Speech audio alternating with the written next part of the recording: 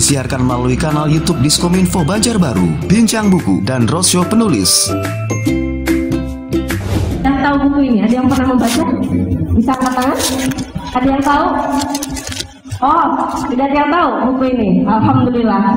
Jadi kita akan mendengar dulu pemantik diskusi kita pada hari ini, bahwa Papaha apa sih sebenarnya yang sudah dipetik dari buku ini tentang apa saja. Nanti selanjutnya akan ditanggapi oleh penulisnya langsung, yaitu Profesor Mujibur Rahman. Bagaimana sebenarnya proses kreatif menulis ini, kemudian berapa lama, dan apa yang ingin disampaikan atau tujuan dari penulis buku Sihir Gawai ini. Kemarin saya baca dan baru saja baca judulnya, itu saya juga ada sihir asal isinya seperti apa. Yang saya ingin tanyakan, kenapa Bapak bisa memilih judul Sihir Gawai? Kalau dikonotasikannya, sihir itu kan dalam tanda petik baik gitu ya Pak, membuat masyarakat atau yang menggunakan itu lupa diri, jadi semacam sesuatu yang membuat orang lupa setelah mereka mengetahui ini. Jadi saya ingin bertanya langsung itu ke Bapak untuk kesempatan, dan apa sih yang melatar belakangi sampai Bapak memilih judul itu gitu. Terima kasih. Saya menulis buku ini bukan menulis buku sebenarnya. Ini hanyalah kumpulan tulisan. Saya menulis di Banjarmasin Pos itu sejak tahun 2009. Tiap Senin tidak pernah absen sampai hari ini. Berapa tahun ya? 12 tahun. Ya, 12 tahun. Anda bayangkan tuh 12 tahun setiap Senin harus nulis. Kalau hanya sekedar menulis, tidak ada motivasi yang lain, tidak mungkin ya. Mungkin melakukan itu. Saya melakukan itu karena menyukai apa yang saya kerjakan. Saya melakukan itu karena merasa apa yang saya lakukan bermanfaat. Jadi ini adalah buku yang kelima yang diterbitkan dari kumpulan tulisan saya di Banjarmasin Pos. Dan kolom saya setiap Banjarmasin Pos itu setiap Senin saya posting di medsos. Jadi bisa dibaca orang di mana saja karena dia diterbitkan oleh Tribun News. Tribun News kan bagian dari Kompas Gramedia. Karena itu juga buku saya alhamdulillah itu diterbitkan oleh Gramedia, ada Kompas ya, karena ada jaringan mereka.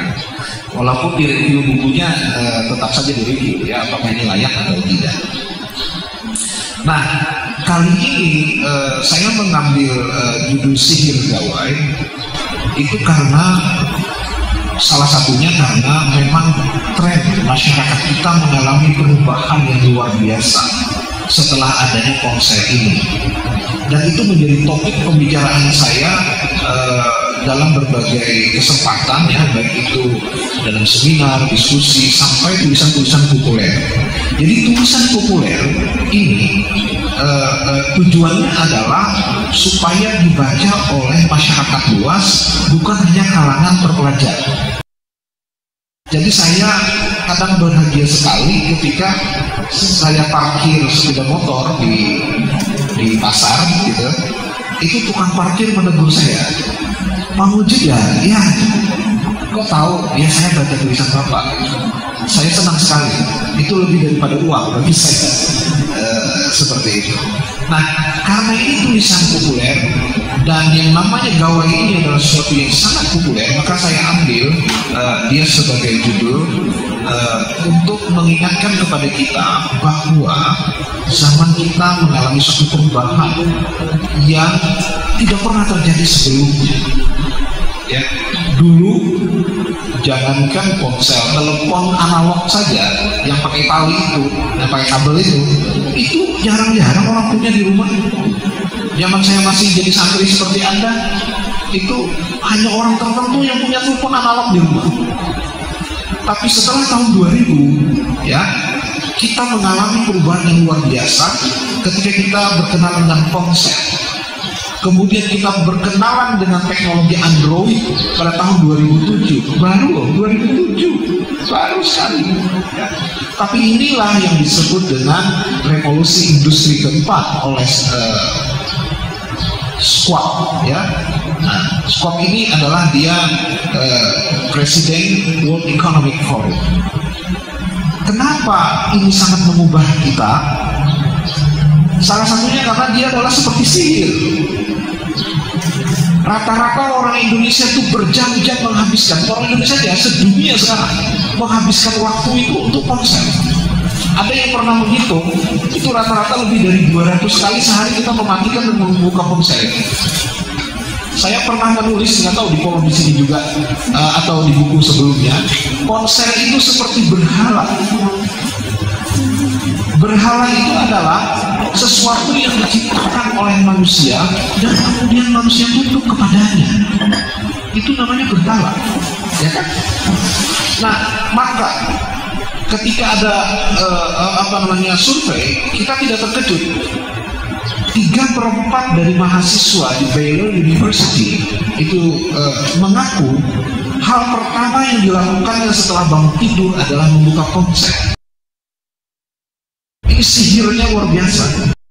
Kalau zaman dulu orang kekurangan informasi, sekarang ini kita mengalami tsunami informasi.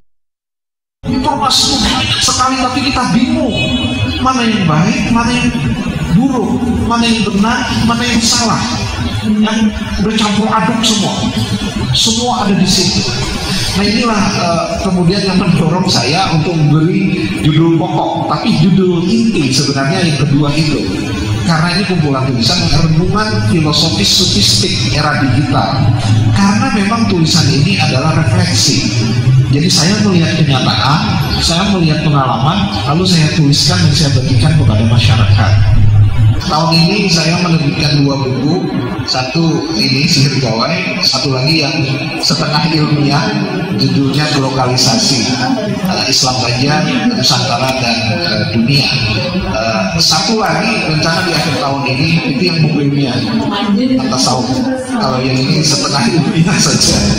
Nama saya Firda Jayani Putri. Saya bingung cara menuangkan sebuah rasa dalam sebuah tulisan supaya kita yang menulis dan orang yang membaca tergugah dengan sebuah tulisan. Terkadang rasa yang kita tulis tak tersampaikan dalam sebuah tulisan. Itu bagaimana caranya? Assalamualaikum warahmatullahi wabarakatuh. Nama saya Siti Saraya dan alhamdulillah sekarang sudah duduk di kelas 3 Alia.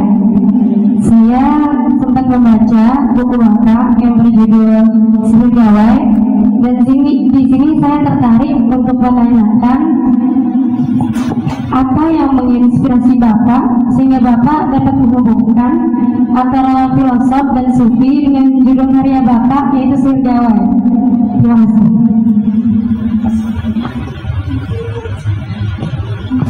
Assalamualaikum warahmatullahi wabarakatuh. Nama saya Sayyidah Al-Sunnah, duduk di kelas 2 Sanawiyah.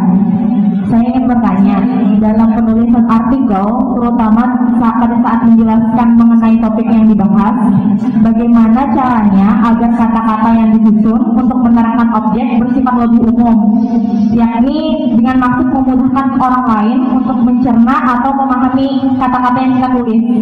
Karena menurut pengalaman saya sendiri, terkadang ketika saya menulis, orang-orang akan terjadi kesalahpahaman, entah tidak menangkap makna yang saya maksud atau seperti itu.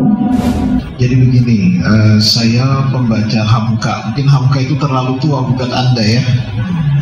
Sudah bahasanya agak kuno banget. Tetapi waktu saya masih remaja, Hamka masih cukup populer. Sekarang tinggal menjadi film ya. Misalnya Tenggelamnya Kapal Van der Wijk ada filmnya, Di Bawah Lindungan Ka'bah ada filmnya. Hamka itu seorang yang otodidak, belajar sendiri. Dia gagal sekolah. Nah, saya perhatikan orang ini. Saya suka membaca riwayat hidupnya juga. Dia menulis autobiografi juga tentang dirinya. Saya lupa judulnya apa ya? pengalaman hidup, apa judulnya, buku Hamka itu. Dia mengatakan begini, tulisan yang lahir dari hati itu akan diterima oleh hati juga. Tulisan yang betul-betul diekspresikan oleh pikiran kita itu akan menyentuh pikiran juga. Dan tulisan yang lahir dari perasaan kita itu akan menyentuh perasaan juga. Jadi bagaimana proses kita memproduksi suatu kalimat, ya, itu ternyata ada getaran apa namanya rohaninya yang tidak kelihatan, tetapi di situ ada. Dan saya kira itu terbukti, ya, bagi semua penulis seperti itu. Memang ada sisi lain. Ada orang yang memiliki frekuensi yang cukup memadai untuk menangkap sinyal kita. Tapi ada juga yang tidak. Sehingga Jalaluddin Rumi misalnya, itu dalam pengantar buku saya Humor Perempuan dan Sufi, itu judul yang agak nakal juga, Humor Perempuan dan Sufi. Saya mengutip Jalaluddin Rumi. Rumi kan seorang sufi, penyair dan ulama besar yang sangat berpengaruh di dunia.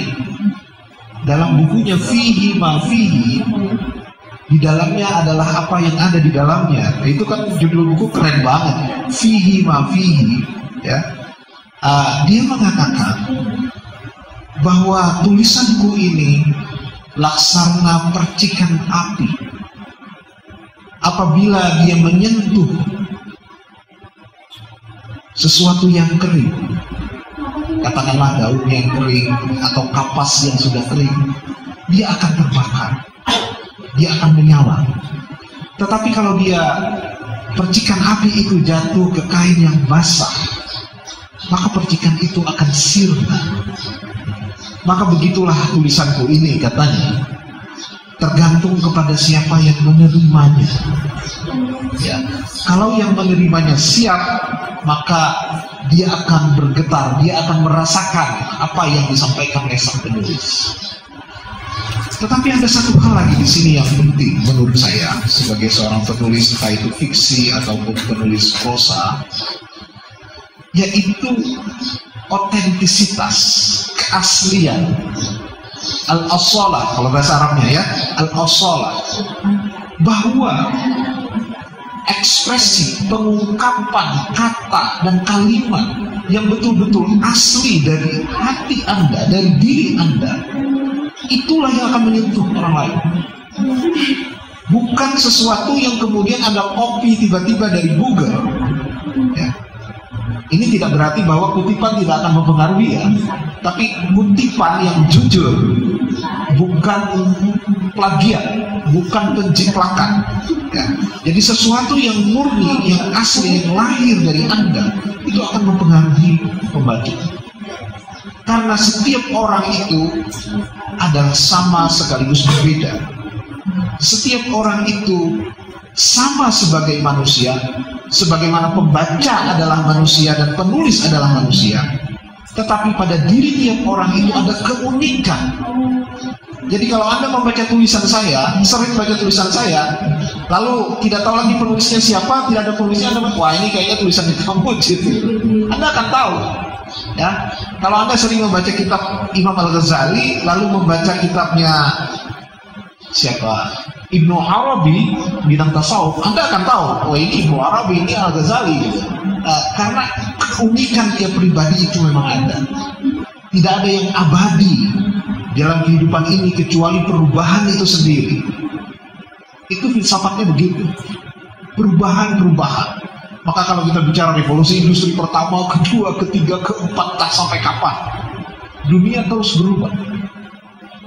Dan ini benar. Kalaupun berkuasa terus, ya mati juga kan Firaun, ya. Maka saya kembali kepada agama. Dan agama yang saya pertahankan itu adalah sufi. Saya ini sufi, suka film.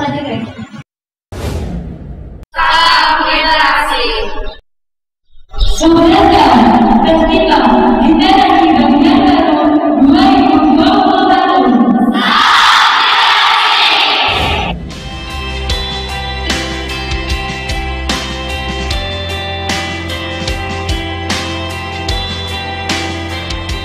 Assalamualaikum warahmatullahi wabarakatuh. Buku adalah jendela dunia, di mana kita bisa melihat isi dunia tanpa melakukan perjalanan. Cukup dengan membaca sebuah halaman. Ulun Haji Muhammad Aditya Mukti Arifin, Wali Kota Banjarbaru, mengucapkan sukses untuk terselenggaranya Festival Literasi Banjarbaru 2021 dan selamat kepada para pemenang. Salam literasi. Banjarbaru juara. Assalamualaikum warahmatullahi wabarakatuh.